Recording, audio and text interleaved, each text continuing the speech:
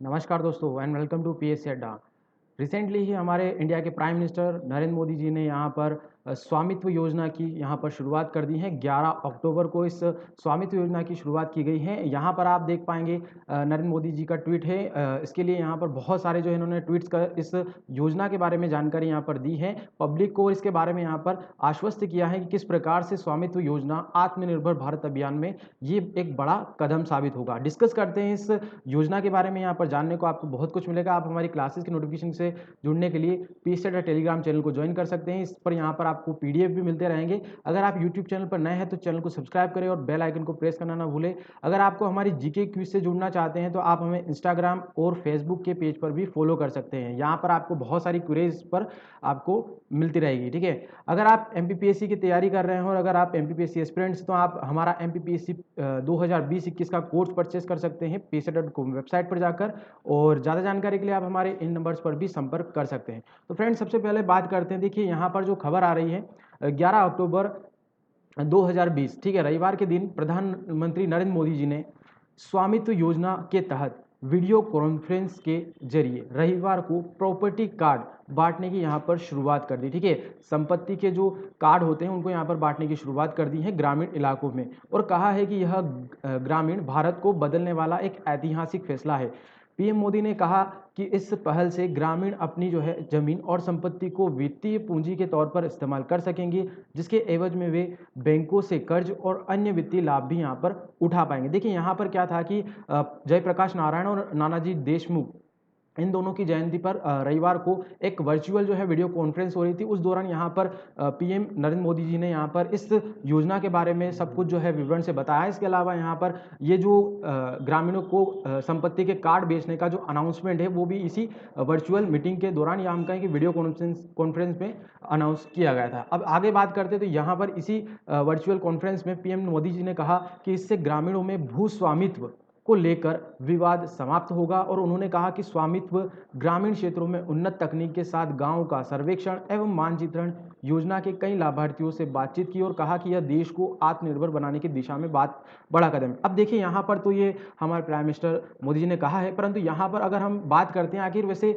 स्वामित्व योजना क्या है, सबसे पहले अगर हम इसे समझेंगे तभी हमें ये समझ में आएगा कि आखिर ये जितनी भी बात कही गई है इसका आखिर मीनिंग क्या है। सबसे पहले अगर स्वामित्व योजना की बात करते हुए, ये किसकी योजना है? केंद्र सरकार की, पूर्णतः केंद्र सरकार की एक योजना है। देखिए केंद्र सरकार का मतलब यह है कि जितना भी इस पर कोस्ट या फिर हम कहें कि पूरी जो परियोजना है, योजना जो होती है, वो केंद्र सरकार यहाँ पर क्या करती है, उसका कार्यान्वयन करती है, रख रखाव करती है। तो इस प्रकार से जो भी कोई अगर योजना बनाई जाती है तो वो सेंट्रल गवर्नमेंट ही वहाँ पर कार्य करती है। बस यहाँ पर ये जो योजना लागू की जाएगी वह प्रत्येक राज्यों में जहाँ पर इसकी आवश्यकता है वहाँ पर लागू की जाएगी। ठीक है, तो केंद्र सरकार की ये योजना याद रखिएगा। और केंद्र सरकार के पंचायती राज मंत्रालय, ठीक है, इसकी ओर से शुरू की गई यह एक खास स्पेशल योजना। तो कौन से मंत्रालय ने इस योजना को लॉन्च किया है? तो पंचायती राज मंत्रालय, याद रखिएगा। अब इसके बारे में प्रधानमंत्री जी ने राष्ट्रीय पंचायती राज दिवस कब मनाया जाता है? 24 अप्रैल को। ठीक है, तो 24 अप्रैल 2020 की तारीख जब पंचायती राज दिवस था तो उस दौरान प्रधानमंत्री मोदी ने यहाँ पर इस योजना के बारे में घोषणा की थी कि हम आने वाले समय में इस योजना को यहाँ पर लॉन्च करेंगे। ठीक है, तो एक तो केंद्र सरकार की योजना है, पंचायती राज मंत्रालय के अंडर में आती है और कब की गई थी? 24 अप्रैल 2020। सभी तथ्यों को आप याद रखिएगा।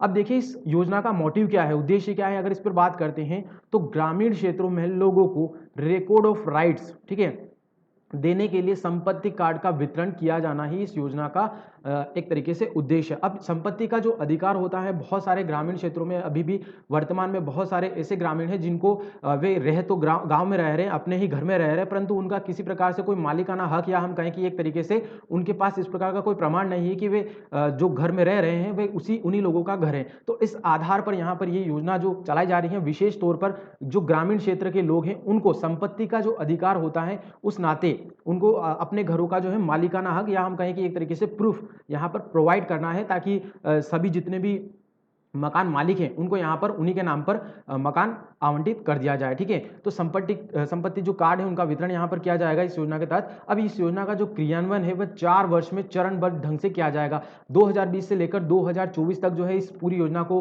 पूरा किया जाना यहाँ पर लक्षित है और देश के 6.62 लाख गाँव को यहाँ पर इस योजना के अंतर्गत कवर किया जाएगा। यानी कि 6 लाख गाँव को यहाँ पर इस योजना में बड़ा कवरेज जो है दिया जाएगा। तो इस प्रकार से एक हम कहें कि गाँव के स्तर पर बहुत ही बड़े पैमाने पर ये एक महत्वपूर्ण योजना है। आगे बात करते हैं आखिर इस प्रकार की जो योजना है उसको लाने का आखिर ज़रूरत क्यों पड़ती है? देखिए, हमारे जो देश की 60% आबादी है वह ग्रामीण इलाकों में रहती है, ये सभी आप जानते हैं। लेकिन अधिकतर जो ग्रामीण होते हैं उनके पास अपने घरों के मालिकाना हक, उनके कागजात नहीं होते। क्यों नहीं है? देखिए, जब कभी भी हम बात करते हैं कि हमारे ऊपर अंग्रेजों का राज था, तो उस समय अंग्रेजों के समय से ही जो गाँव की खेतिहर ज़मीन थी, यानी कि जिस पर वो किसान कृषि किया करते थे गाँव के निवासी, तो वहाँ पर कृषि ज़मीन का तो है उनके पास रिकॉर्ड था अंग्रेजों के पास, तो उन्होंने उन्हीं के नाम पर जो है कृषि ज़मीन का रिकॉर्ड रखा था। तो उनका तो रिकॉर्ड था, परंतु जो उनके घर थे किसानों के या गाँव में निवास करने वाले व्यक्तियों के, तो उन घरों के जो रिकॉर्ड थे उन पर यहाँ पर किसी प्रकार से अंग्रेजों ने ध्यान नहीं दिया। और उसके बाद जब से हमारा देश आज़ाद हो गया, तो उसके बाद भी यहाँ पर बड़े पैमाने पर इस प्रकार का कोई भी कार्यक्रम लॉन्च नहीं हुआ है जिससे गाँव में निवास करने वाले जितने भी व्यक्ति हैं उनके घरों पर कुछ रिकॉर्ड हमारे पास उपलब्ध हो। तो इसी के लिए यहाँ पर कई राज्यों एवं गाँव के जो रिहायशी इलाकों हैं उनका सर्वे और मैपिंग संपत्ति के सत्यापन के लिहाज से नहीं हुआ है।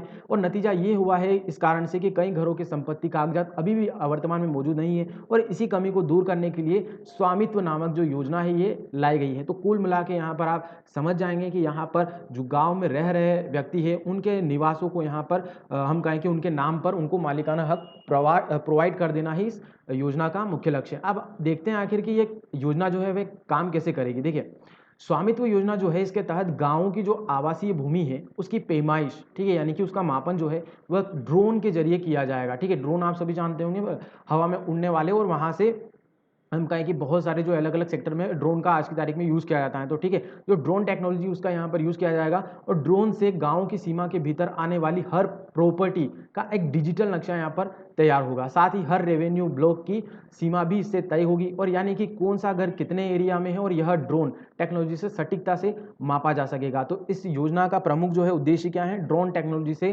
प्रत्येक घर का मापन करना, और उसी मापन के आधार पर किसी व्यक्ति का एक प्रॉपर डिजिटल नक्शा तैयार हो जाएगा, जिसके आधार पर हम उसे एक प्रमाण या हम कहें कि एक रिकॉर्ड, यहाँ पर उसको एक हम संपत्ति का कार्ड सौंप देंगे उस आधार पर। तो गांव के हर घर का प्रॉपर्टी कार्ड राज्य सरकारें फिर बनाएगी इसी आधार पर। तो यहाँ पर आप एक इमेज के माध्यम से समझ सकते हैं कि जैसे अगर आसमान में ड्रोन उड़ रहा है, तो ड्रोन अपनी जो है टेक्नोलॉजी के माध्यम से, जो उसमें कैमरे इनबिल्ट होते हैं, तो कैमरों की मदद से यहाँ पर भी अगर मान लेते हैं कि 500 स्क्वायर फीट का या फिर 1000 स्क्वायर फीट का कोई मकान बना हुआ है, घर बना हुआ है, तो उसको यहाँ पर वो कैप्चर करेगा, और इसी आधार पर आंकड़े यहाँ पर वो हमें राज्य सरकार को देगा। ठीक है, तो किसी भी नाम के आधार पर, या हम मान लेते हैं कि पर्टिकुलर कोई एक व्यक्ति है, उसका घर है, तो उसको उसके बाकायदा जितने भी आंकड़े हैं घर से रिलेटेड कि ये कितने स्क्वायर फीट पर बना है इत्यादि जो भी बातें हैं, वह सभी जो है इसी ड्रोन टेक्नोलॉजी के माध्यम से यहाँ पर वह प्रोवाइड करेगा। तो इस प्रकार से ये योजना जो है यहाँ पर लागू की जाएगी। अब देखते हैं आखिर ये जो योजना है वह लागू किस प्रकार से होगी। ये तो मैंने आपको बताया कि कौन सी टेक्नोलॉजी यूज होगी इसमें लागू होने में,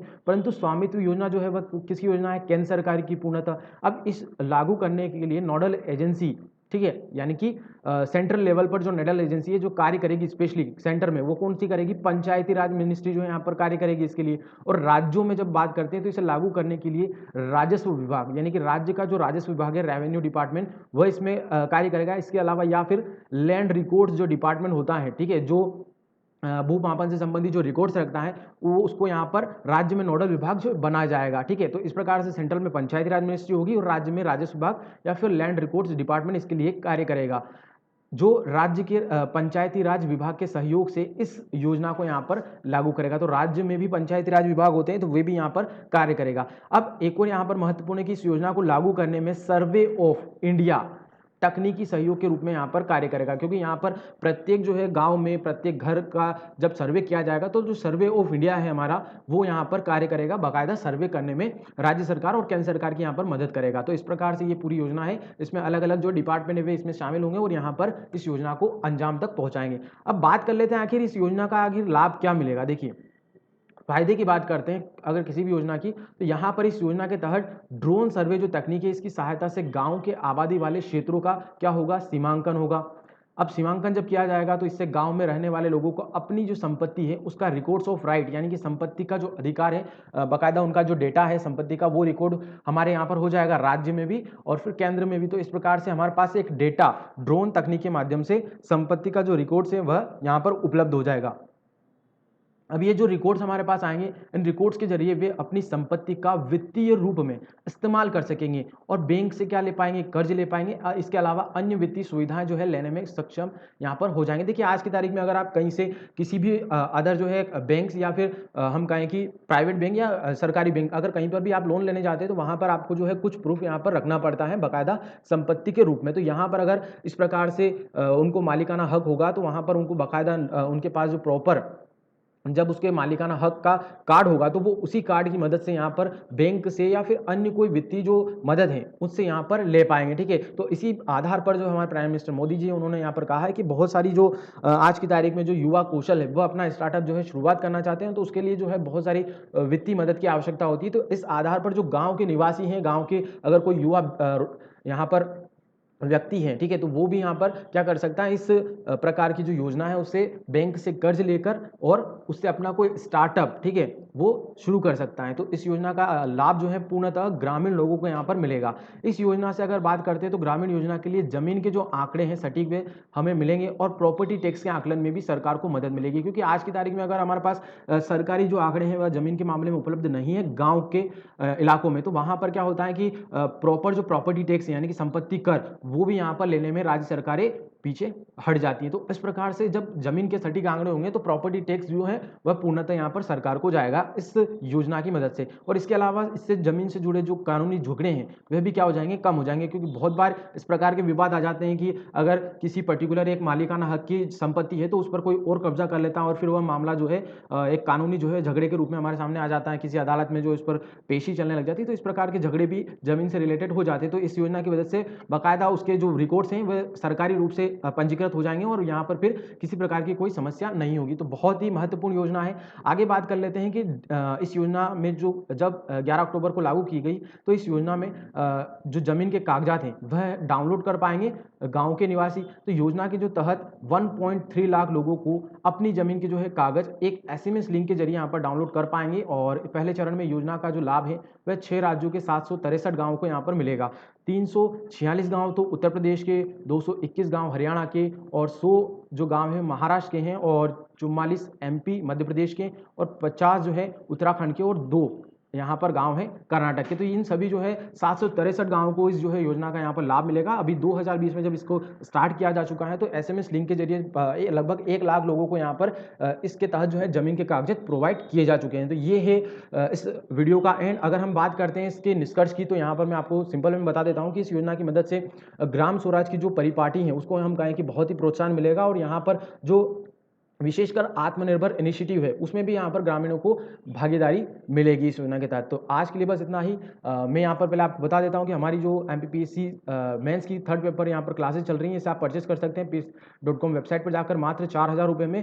और बस आज के लिए बस इतना ही। आप सभी का बहुत बहुत शुक्रिया, धन्यवाद।